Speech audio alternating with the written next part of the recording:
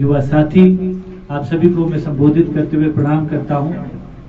और आज आपके बीच में आने का जो सौभाग्य प्राप्त हुआ है, मैं धन्यवाद करना चाहता हूं आदरणीय बड़े भाई रोहित ठाकुर जी का कि इन्होंने इस चुनावी रैली और चुनावी जनसभा में आपके बीच आने का एक सौभाग्य प्राप्त करा। और मैं याद करना चाहता हूं,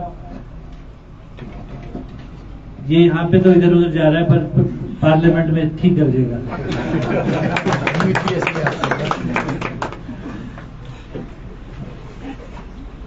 मैं आपके बीच में आज आया हूं और आपकी बात को रखने के लिए, आपसे मिलने के लिए। आज हम जब ये निर्णय लेने आए हैं तो एक दो चीजें हमें ध्यान देनी होगी।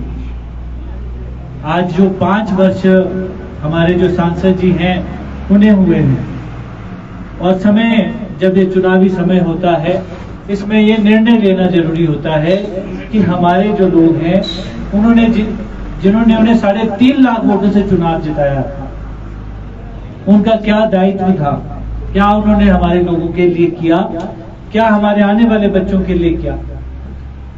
और मुझे दुख के साथ आपको ये संबोधित करते हुए सूचना देनी है कि हमारे जो सांसद जी हैं, जब हमारे ऊपर सबसे बड़ी इस प्रदेश की आपदा आई तो एक बार भी उन्होंने हमारे लोगों की बात नहीं रखी। अनेकों तरीके हैं विधानसभा में अब जब होते हैं, और उससे पहले वो विधायक रहे हैं। मुझे लगता है उन्हें जो कार्य करने का तरीका है वो मैं समझता हूँ बखूबी जानते हैं। और जब वो संसद में गए और हमारे प्रदेश के ऊपर इतनी बड़ी आपदा आई, एक शब्द उनकी तरफ से नहीं निकला।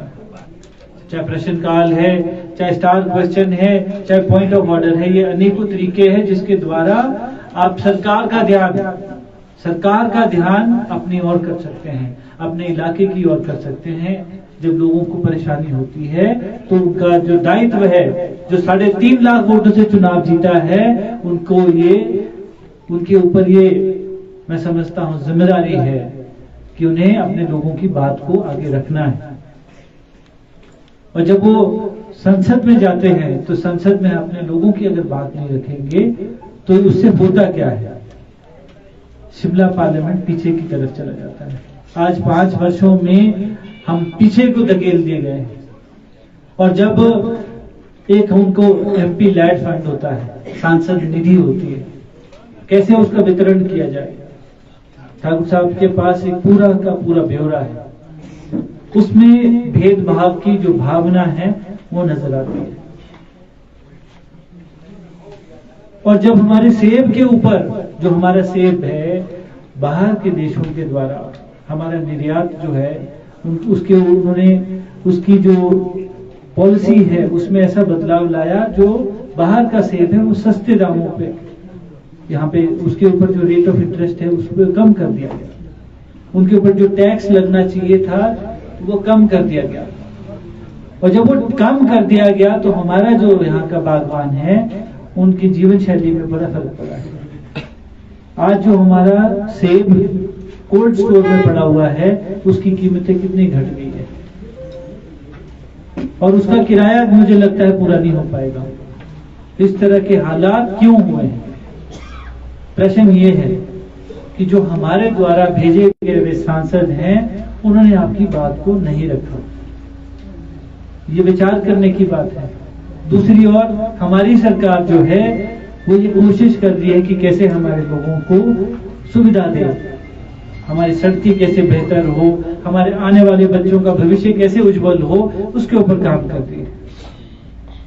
समर्थन मूल्य में लगभग 2.5 रुपए का फर्क डालकर, फायदा देकर, इतनी कठिनाई में 12.5 रुपए का समर्थन मूल्य दिया गया।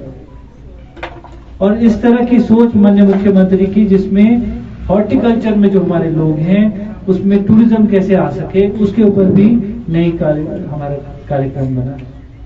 हमारी बहनें यहाँ बैठी हैं, आपको 1500 रुपए का वादा जब हमने किया तो एकदम शिकायत लगाने के लिए पहले कह रहे थे हमारे जो सामने वाले हैं कि आपको जो पैसा दिया जाए, पैसा देना है आपने कि नहीं देना है, आप पैसा दोगे कि नहीं दोगे, बार बार हमें बोल रहे थे।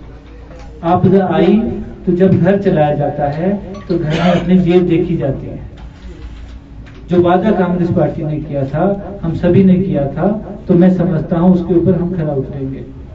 और 1500 रुपए जैसे ही हमारी सरकार ने आगे अपने बजट से निकाल के दिया, तो भागे भागे चुनाव आयोग के पास आदरणीय जयराम ठाकुर जी चले गए शिकायत लगाने कि ये पैसा नहीं देना चाहिए।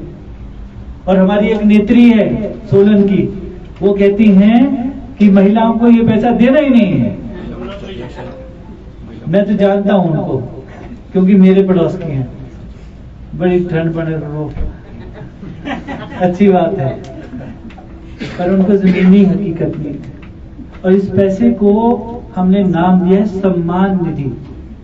ये सम्मान, ये कोई खैरात नहीं है, ये सम्मान के लिए दिया गया है। क्योंकि महंगाई है, महंगाई में एक परिवार में जो महंगाई है उसको, उसका जो दर्द है, उसकी जो परेशानी है, उसको कम करने के लिए सम्मान निधि का एक, मैं समझता हूं, एक निर्णय लिया गया कांग्रेस पार्टी। तो हमारी सोच ये है कि हमारे लोग कैसे आगे बढ़े। और आपकी बात जब संसद में नहीं बोली जाएगी तो हमारा इलाका पीछे जाएगा। आज आपके बीच में इस चुनावी बेला में मैं आया हूं, आपसे अनुरोध करने, आपसे आशीर्वाद लेने कि हमें कैसे अपने इलाके को आगे ले जाना है। मैं आज आपको शपथ देने आया हूं और वादा करने आया हूं कि आपकी बात को निडरता से, निष्पक्ष होकर, बिना भेदभाव के मैं काम करूंगा। आपका अपना घर का होने के नाते रोहित ठाकुर जी हमारे बड़े भाई हैं, इनके लीडरशिप में हम यहाँ पे